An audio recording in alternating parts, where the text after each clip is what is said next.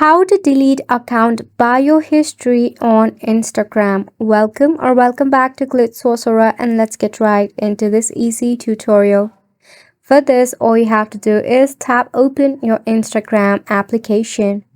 Make sure that you are logged in into your account from which you want to delete the bio history. Once you are logged in into your account, all you have to do is tap on the user icon at the bottom of your right hand corner. Once you are in here, just select on the three-line icon at the top in your right-hand side. From here, you need to scroll down until you find the option of your activity. Select on the option. From here, scroll down again. Then you will find the option of account history. Tap on it.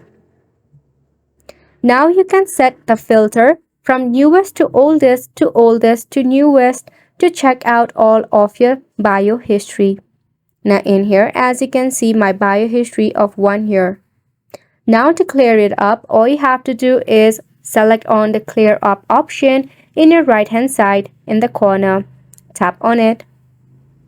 Now as you can see, just like that, your history has been removed. Now you can go ahead and repeat this same process again and again by refreshing your feed, then following the same step. Wasn't it simple? So make sure to go ahead and give this a try, and thank you so much for tuning in. We'll see you very soon.